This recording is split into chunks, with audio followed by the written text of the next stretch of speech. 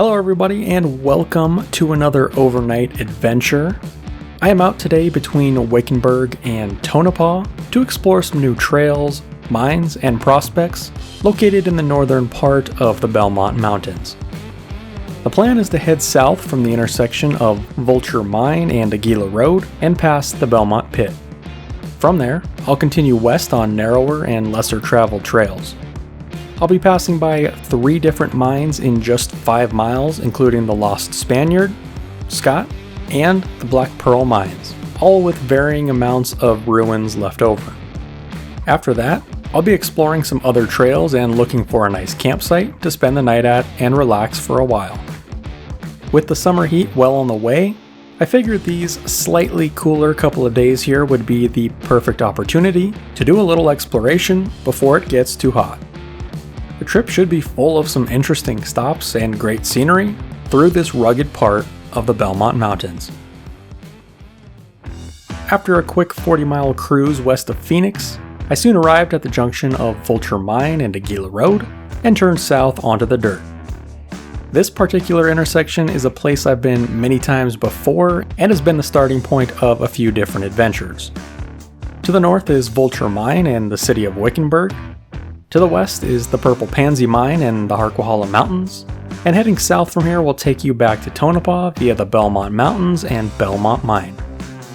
Now, I've already covered the Belmont Mine and trail in a prior adventure, so I won't get quite that far south today, but I will be checking out a spur trail located along that route.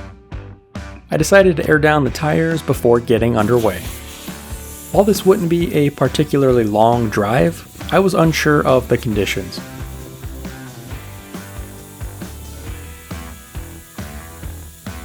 I knew there could be some rockier sections, so to improve the ride and save time later, I took the tires down to about 15 psi. Within a few minutes, that process was done, and I continued south on the trail. Things were wide, well-graded, and fast-moving. This section is used by heavy truck traffic hauling out landscaping rock, so it's kept in pretty good shape. The trail continued on, eventually passing the Belmont Pit, an active landscaping quarry. A little over a mile from the paved road, the trail split just south of the pit. Belmont Trail does continue straight here on BLM 9114, but I made a right turn to follow my planned route. The trail continued west and quickly got narrower. Off to my right at this point was the Belmont Pit, which seemed to be quite operational today. Things got briefly rocky in places. I passed a few side trails as I continued west, and eventually came to a large wash. The road dropped into the wash and slowly climbed out on the other side. Things were still mostly easy, and eventually it gave way to smoother roads. It didn't seem like the trail gets a lot of traffic, but there are a few corrals and watering holes back here that are used by local ranchers.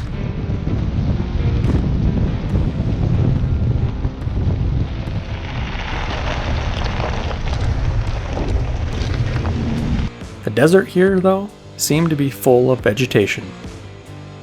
After about 3 miles, I approached a set of rocky hills, which marked my first stop of the day. I pulled off the trail and hopped out. This set of hills, located on the very northernmost edge of the Belmont Mountains, was home to the Lost Spaniard mine. However, the mining evidence didn't seem overly obvious from ground level. I grabbed my camera and set out for a short hike to higher ground. Further up the old mining road, the dark and rugged volcanic rocks showed some promise. The view from up here wasn't bad either. I followed the trail along a rocky ridge and soon found what I was looking for. A tailings pile and vertical shaft sat partway up the hill. The hole here appeared to be about 50 feet deep, but it was well fenced and filled with debris. This was one of 2 adits or entrances here at the Lost Spaniard mine. The Lost Spaniard was first worked in the early 1940s. By 1942, it was leased and operated by the East Vulture Mining Company, which was the same company that owned the massive Vulture Mine about 10 miles to the north. The Lost Spaniard wasn't a big operation and only had 4 men working it. By this point, the mine had only produced one carload of ore, which consisted of about 16% lead, as well as smaller amounts of silver and gold. Their plan was to ramp up production, however, Union labor disputes and US involvement in World War II would prove difficult to keep the small mine in operation. It appears to have been abandoned and later reworked in the late 1970s into the early 1980s. Renamed the Potter Kramer Mine, it would go on to produce small amounts of zinc, copper, some more lead, and a host of other minerals in later years. It never had the success compared to the other nearby mines. Around the tailings pile, a few remnants of the operation were scattered around. A few wooden beams, metal pieces, and cable remained. This was all likely parts of the headframe, hoist, or compressor that once operated at the mine. I enjoyed the view for a minute, which included some rocky hills and the distinct Belmont Mountain located just to the south. After a quick hike back down to the Jeep, I was soon back on the trail and heading west.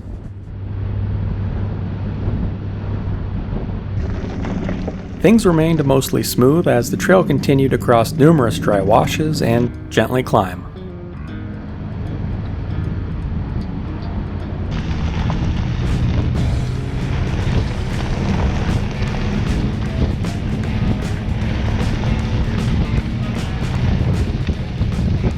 A few sections were rockier and narrower, but nothing major.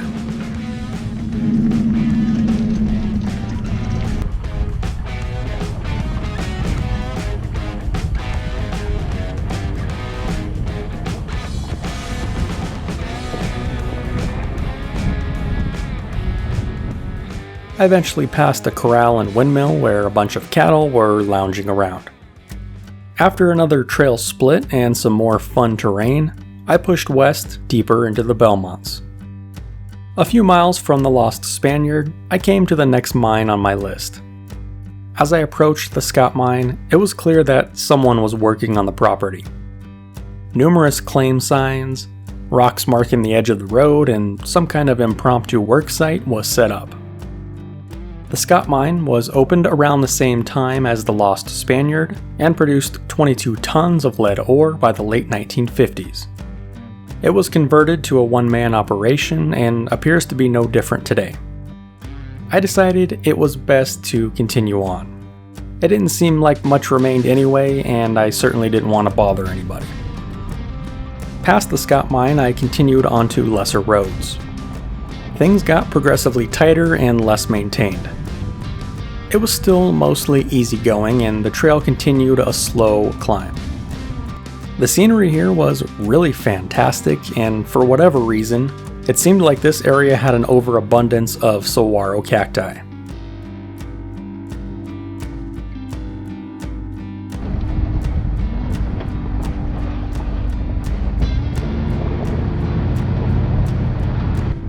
After weaving in and out of several washes, the trail eventually turned to two-track as I approached the Black Pearl.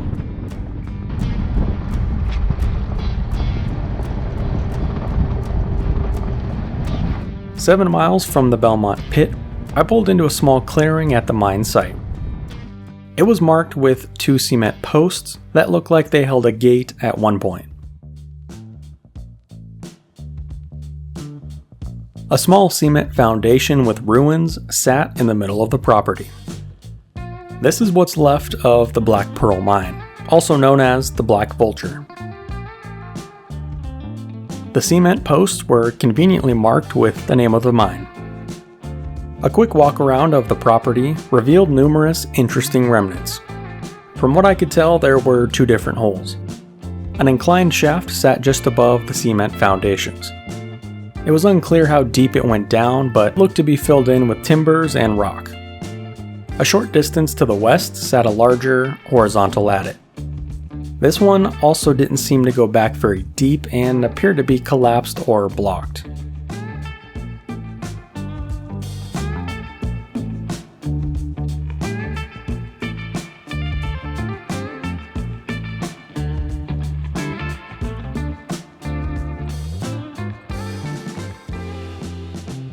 The cement foundation was likely some kind of living quarters or workstation. Piles of wood, nails, and other various parts lay strewn about. It was in pretty rough shape, but the rock work on the front wall still appeared to be holding up. At one point in the past, it looked like the property was enclosed by some kind of fence, which was still standing in some places. The Black Pearl was clearly not a very large operation. Records show that it was prospected and operated in the 1950s through about the 1980s. They were primarily after manganese and copper, but due to the lack of any substantial waste rock, it didn't seem like much was ever found. Numerous other small prospects dotted the surrounding area. After checking out the property, I hiked a short distance up the dilapidated road to a saddle. This spot here was one of the areas I was considering camping at, but due to the overgrown brush and it being only noon, I figured I could find a better spot later. The view was terrific though. This spot, located deep in the Belmont Mountains and just over a mile away from the Hummingbird Springs wilderness, featured rugged volcanic hills, tons of vegetation, and plenty of seclusion. It was really something.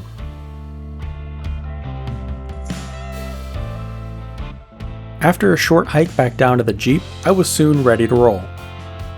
The plan from here would be to retrace some of my route, checking out some side trails, and ultimately finding a good place to camp. I left the Black Pearl and headed east on the rocky trail. I passed back by the Scout Mine and through the beautiful sections of open desert.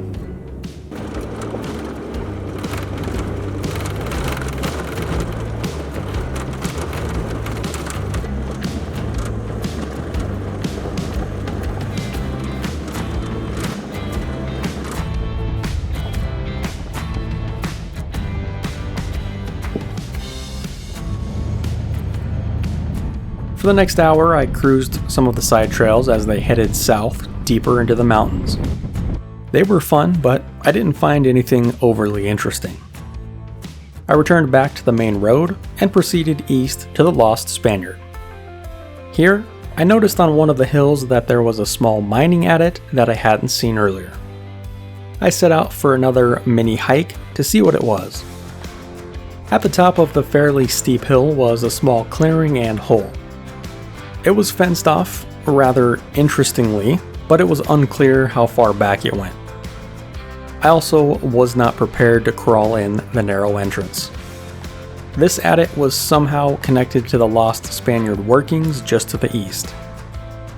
I took my time walking back to the Jeep and noticed a nice open area that would make for a great campsite. I moved the Jeep just up the trail to the clearing and got things leveled for my night of camping. Alright, so we have made it to a campsite. Not my intended campsite, but the day has gone a little bit quicker than expected.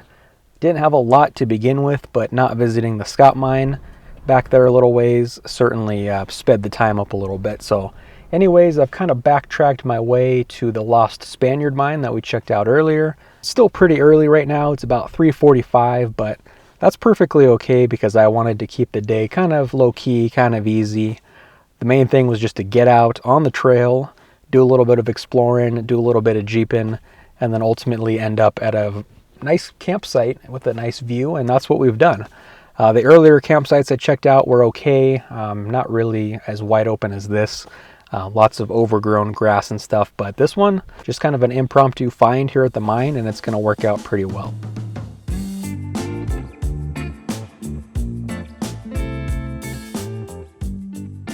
I quickly got the tent popped open and worked on getting the rest of camp set up.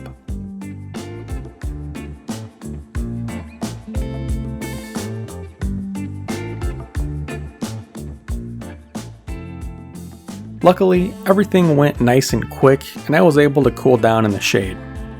It wasn't overly hot today, somewhere in the low 90s, but it sure was nice to sit down and have a cold beer. There was still a couple hours of daylight left, so I lounged around and enjoyed the view for a while.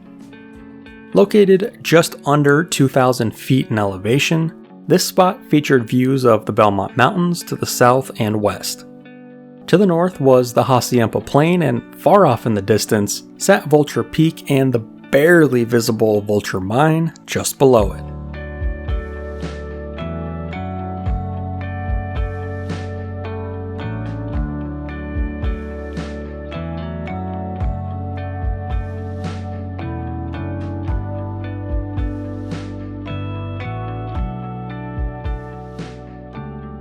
As the sun slowly sunk in the sky, things began to cool down. By around 7, I got the stove fired up. Tonight's dinner would feature some quarantine leftovers, so nothing real fancy. It was chicken and rice soup, which is basically an upgraded and more convenient version of some of my older camp dinners. In just a few minutes, it was heated up and I sat down to eat and take in some more scenery.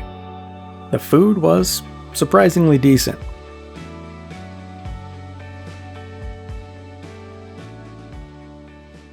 Alright, so we're all done with dinner.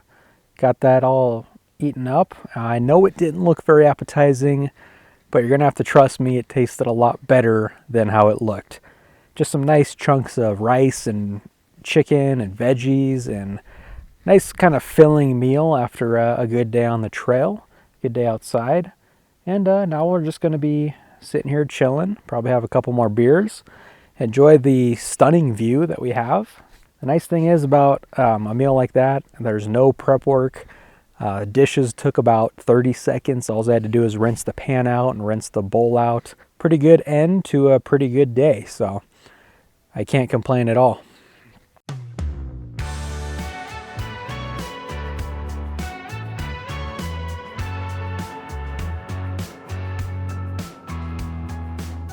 As the night set in, the wind died down and the temperature dropped. It was absolutely perfect. The view east was pretty well blocked by the Phoenix light pollution, but looking west, things were much more incredible.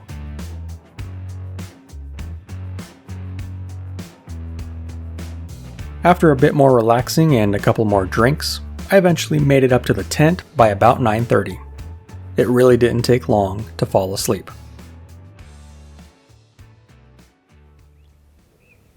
I was up the following morning just before 5:30. The sun was not quite up yet, but the first light hitting the mountains was phenomenal.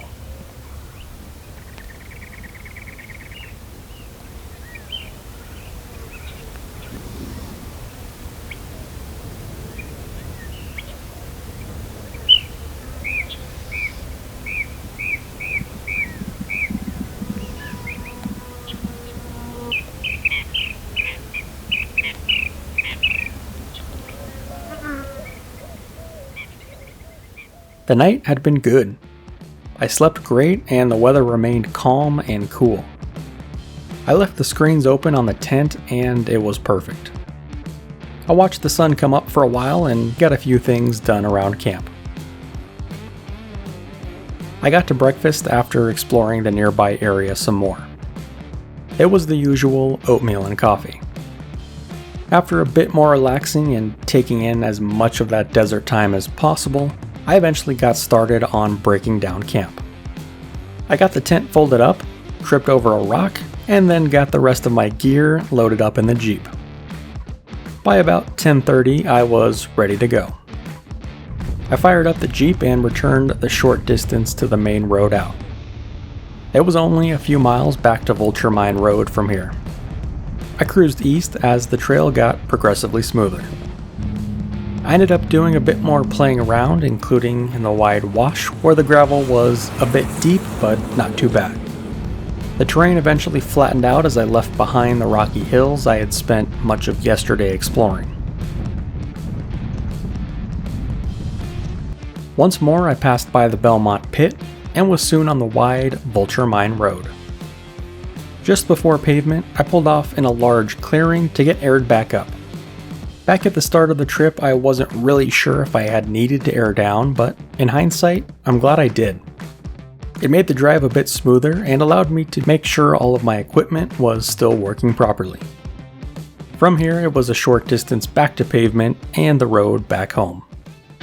This was a really great trip.